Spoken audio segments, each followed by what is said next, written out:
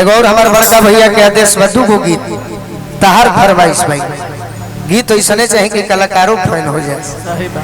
दीवाना धोखा खैले बा बाकी लड़की से खासी भैया काहे देखो तर उहे हम लड़काइयो वाला तहर गोलू बानी बिगड़ल नहीं के सही बात दीवाना धोखा खैले बा। दीवाना एक दिन बाजार में गइल गोपालगंज अपने प्रेमिका के देखलस कह रही तो दूसरा संगे बाजार घूमतिया तो कहता का राजन भैया अरे की जिंदगी में जो भोरे लुए जा जिंदगी में जो भोरे लुए जा अपना पगला के होई दिलवा भोरे लुए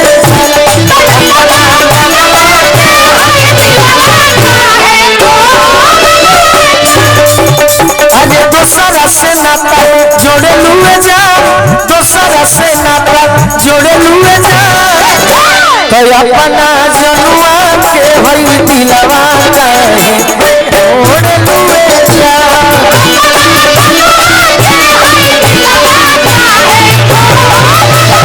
अपना पगला के होई दिलवा काहे जोड़े लुए जा।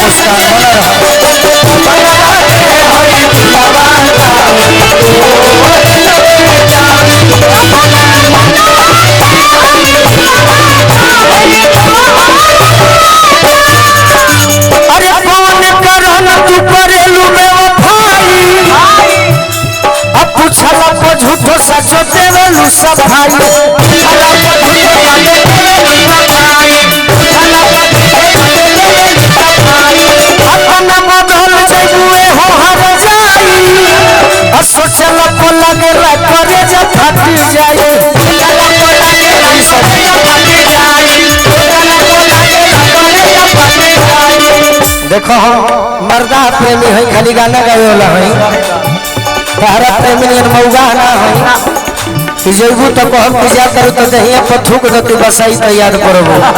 हम गीत गावत नहीं तो तू नाचे में ध्यान दो सटे में ध्यान जम दो। कौन करन तू करेलू बेवफाई पूछल पर झूठो सच तेलू सफाई पूछल पर झूठो अरे अपन बदल जइबू हो हर जाई आ सोचल पर लगे लपरे जा फाटी जाई। ये मुस्कान बोलो तू ही हाँ सब भैया आदेश आवता मुखिया जी के तो निशा जी भी खड़ा हो जाओ खड़ा करो 10 मिनट बाद तो दूसरा के ओढ़न ओढ़े लुए जा दूसरा के ओढ़न ओढ़े लुए जा तो अपना जनुआ के होई दिलवा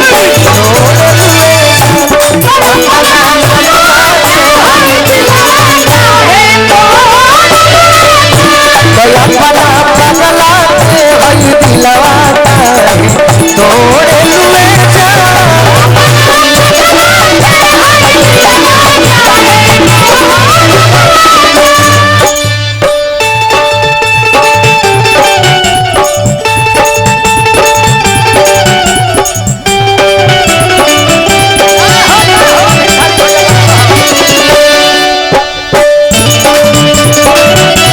हिंदी हमारा गाँव हो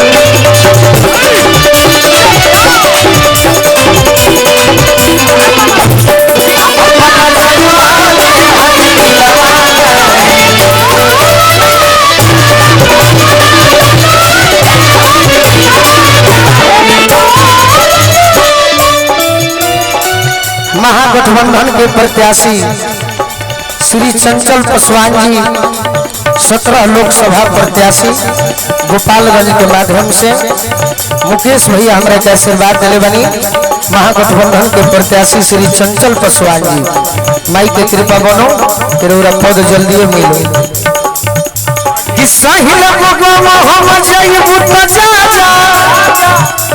अरे के नकली आई खाजा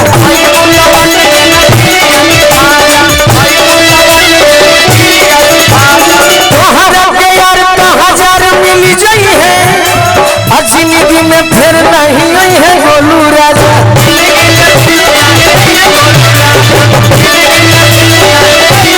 किया सुख के करानावा अरे छोड़े लुए जा असु के करानावा छोड़े लुए जा तो अपना जनुआ के हई दिलवा चाहे छोड़े लुए जा। चलेंगे और सब भैया अपना जनुआ के हई दिलवा चाहे